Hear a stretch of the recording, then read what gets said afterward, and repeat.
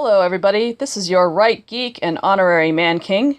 And tonight I'm just going to read to you the thing I just posted to my blog regarding Watchmen. I did finish it up this weekend, and I just wanted to share some of my thoughts in the hope of opening up some discussion if there are any out there who are willing to listen to me howl into the void about this book.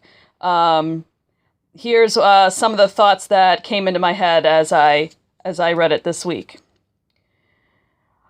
Okay, so the first time I read Alan Moore's Watchmen, I believe I was in my 20s. At the time, I came away with a deep respect for Moore's talent, but also a deep revulsion for the world he had created. After all, at the end of the story, all, save one, of the main characters decide they have no choice but to condone human sacrifice as the price for world peace. Oh yeah, by the way, I'm going to be spoiling the hell out of this graphic novel, but since it's been out for 30 years, I think it's too late for anyone to complain. I don't need my protagonist to be perfectly spick and span. I like Tony Stark for heaven's sake, and he's no flawless angel. But I do like my fictional worlds to allow for at least the possibility of genuine, uncomplicated heroism. To put it simply, I prefer it when good triumphs at the end, though of course that victory has to come with a real cost.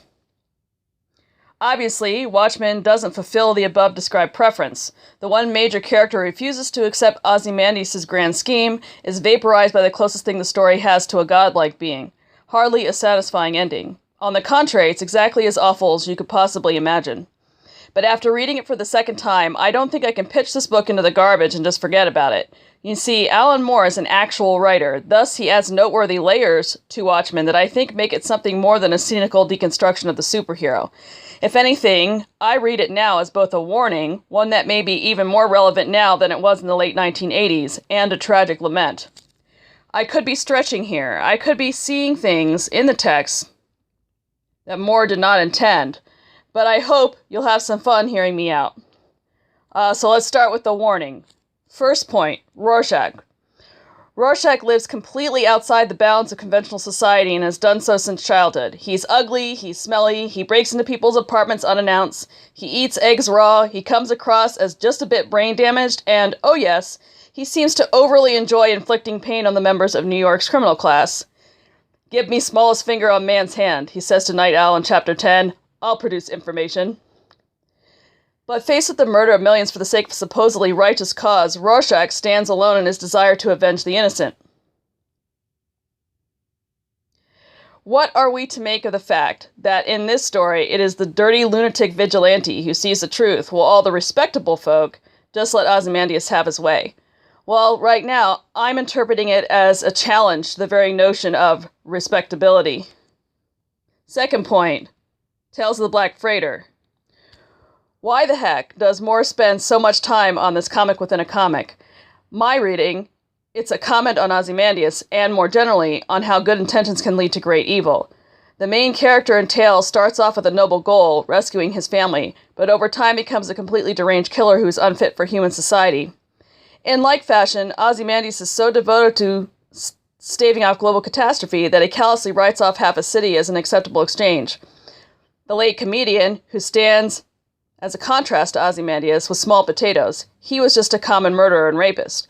Ozymandias himself is the real supervillain. Why? Because he's driven by an ideology. And even a small-time chaos agent, like the comedian, was able to see the danger in that. Are you listening, 2019 America? Being nice, polite, and inoffensive is not the same thing as being good.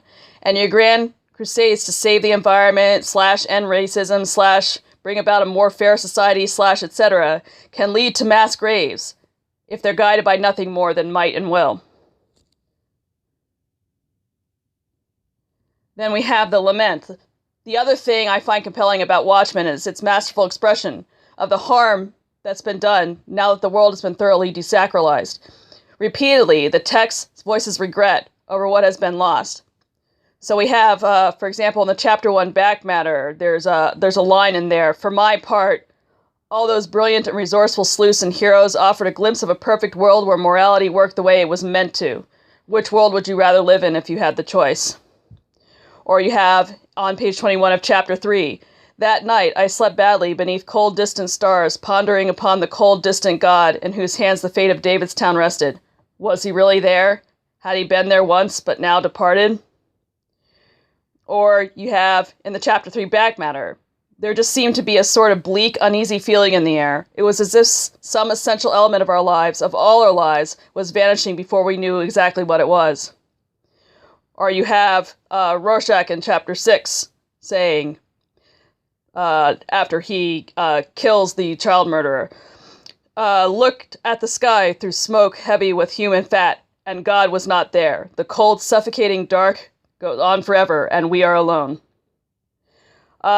And I could actually point out some other quotes that kind of fit into this theme, but basically we get the idea. There's this really sad sense throughout the entire book that basically God has left us. And while I am a Catholic Christian and obviously disagree with the conclusion that God doesn't care or simply doesn't exist, looking at the history of the century in which this book was written, I sympathize completely with the feeling of total abandonment it conveys. So those are just a couple of thoughts that I had in my head that I decided to put down on my blog. I did get a couple of comments of pushback, people saying, oh, you're reading too much into it, or whatever. And, authorial intent is important to me, but I think sometimes if a writer is good enough, there will be things in the text that he did not intend, but are still there anyway. So I'm going to just go ahead and keep running with this interpretation of the book, because that's the way that I can make sense of it. That's the way I can wrap my head around it. But if anyone else has any further interpretations they'd like to add, I'd really love to hear them, because I'm really eager to discuss this. This has provoked a lot of thought on my part, and I hope that some people will eventually join in the conversation. Thank you very much for listening, and I will talk to you again on Thursday.